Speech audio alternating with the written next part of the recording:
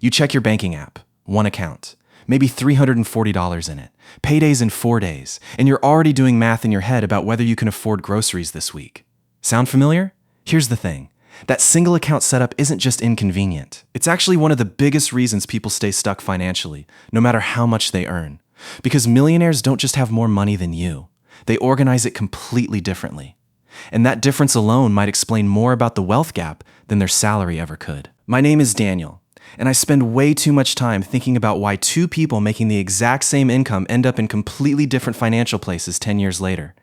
If you're someone who's ever felt like your money just disappears every month, even though you're not buying anything crazy, make sure to hit the subscribe button and give this video a thumbs up if this helps you out. Look, most people operate with one checking account. Money comes in, money goes out, and whatever's left, if anything, just sort of sits there until the next emergency eats it.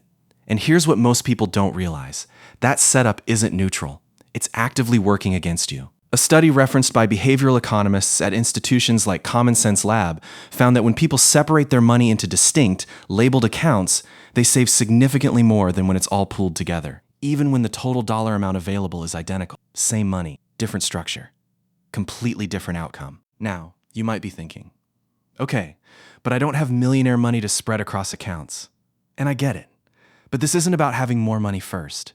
It's about the structure creating the behavior, not the other way around. Here's the 3-account system almost every wealthy person I've studied uses in some form. First account 1, the untouchable account. This is pure emergency fund, 3 to 6 months of expenses, sitting in a high-yield savings account, completely separate from daily spending. Not, I'll try not to touch it. Physically separate, sometimes at a different bank entirely, so it's mildly annoying to access. That friction is the whole point. Second account 2, the growth account. This is where money gets funneled specifically for investing. Retirement accounts, brokerage accounts, whatever vehicle makes sense. The key isn't the account type. It's that this money is never mentally categorized as available. Let's do quick math.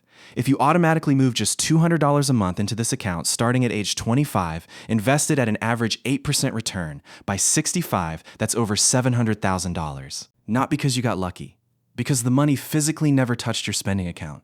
Third account 3, the freedom account. This one surprises people. Millionaires typically have a separate account purely for guilt-free spending, vacations, hobbies, whatever. Because here's the psychological trap. When there's no designated fun money, people either never spend and burn out, or they blow the whole budget and spiral into guilt. A boundary actually creates more discipline than restriction does. This is where it gets really interesting. Our brains use something called mental accounting.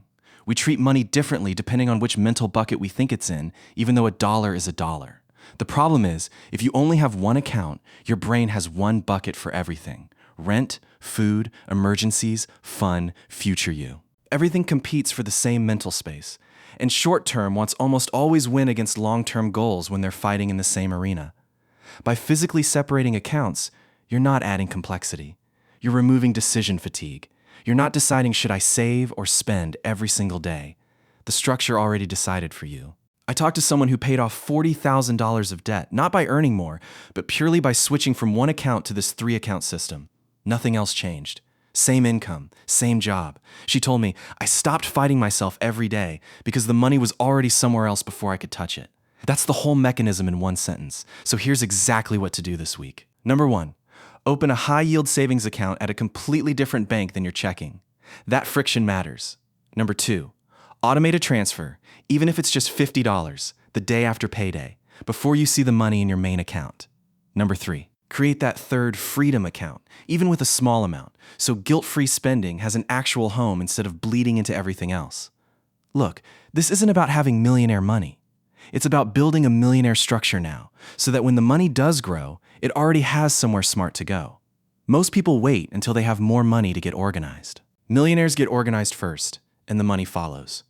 If this changed how you think about your bank accounts, subscribe, drop a comment telling me how many accounts you currently have.